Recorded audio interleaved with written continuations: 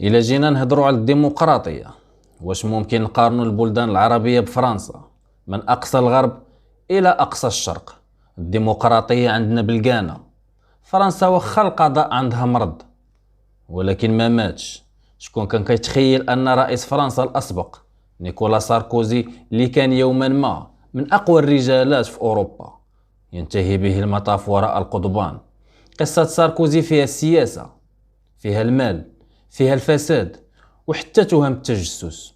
وفي هذا الفيديو غادي نعرفوا شنو وقع بالضبط، واش فعلا الرئيس السابق دخل للسجن، وشنو الدروس اللي ممكن نستافدوا منها ومن هذه القضية المثيرة. مرحبا بكم في صحافة المقهى، وجدوا القهوة ديالكم ويلا نبداو. سجين بدرجة رئيس، الرئيس الفرنسي الأسبق وراء القضبان. في قصة سجن غير مسبوقة، نيكولا ساركوزي دخل السجن هذا الأسبوع ليقضي أمام عدسات الكاميرات وفي موكب أمني انتقل الرئيس الفرنسي السابق نيكولا ساركوزي من شقته الفسيحة بجنوب باريس إلى زنزانته الضيقة في سجن من أروقة القصور إلى زنزانة لا تتجاوز 9 أمتار مربعة. تبدأ رحلة جديدة لرجل اعتاد السلطة والترف، الرئيس الفرنسي الأسبق نيكولا ساركوزي، بعد أن صدر بحقه حكم بالسجن ل5 سنوات بتهمة التمويل غير القانوني لحملته الانتخابية عام 2017. ها هو يقضي أولى لياليه خلف قضبان.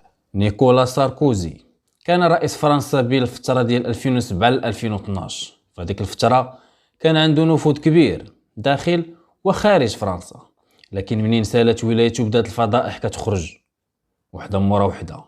القضيه اللي دمرت صورته هي التهمه التمويل الغير القانوني الحمله ديالو الانتخابيه سنه 2007، اللي قيل ان جزء مهم منها ممول من الزعيم الليبي معمر القذافي. تخيل رئيس فرنسا متهم بتلقي اموال من ديكتاتور عربي.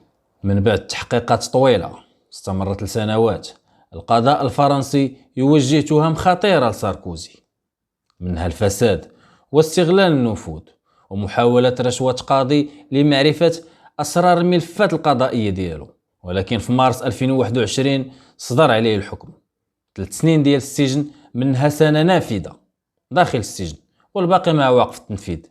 وكان أول رئيس فرنسي بعد الحرب العالمية الثانية يدان بعقوبة السجن الفعلية. لكن ساركوزي ما استسلمش، استأنف الحكم وقال إنه ضحية مؤامرة سياسية وإنه بريء من كل التهم. في 2023 وفي 2024 المحاكم الفرنسية أكدت عليه الحكم بالسجن، لكن بشكل مخفف مع المراقبة الإلكترونية، يعني يقضي العقوبة في المنزل ديالو ولكن كيوضع سوار إلكتروني. وفي أكتوبر 2025 القصة رجعت للواجهة بعد إعلام النيابة العامة نيتها باش تفتح تحقيقات جديدة حول الأموال الخارجية الإضافية اللي جات. الإعلام الفرنسي رجع كيطرح الأسئلة: واش هاد المرة غادي يدخل نيكولا ساركوزي فعلا للسجن؟ قصة نيكولا ساركوزي تتورينا كيفاش حتى أعلى المناصب ما كتحميش من المحاسبة. اليوم فرنسا كتعطينا درس في الاستقلالية القضاء مهما كان الاسم والنفوذ، وفي المقابل القصة تتفتح نقاش كبير حول العلاقة بين المال والسياسة وكيفاش يمكن للسلطة المطلقة تفسد صحابها. شنو الرأي ديالكم نتوما؟ واش فعلا القضاء الفرنسي عادل أم أن وراء المحاكمة ساركوزي كاينة حسابات خفية؟ كتبوا لنا الرأي ديالكم في التعليقات. دوزوا بخير.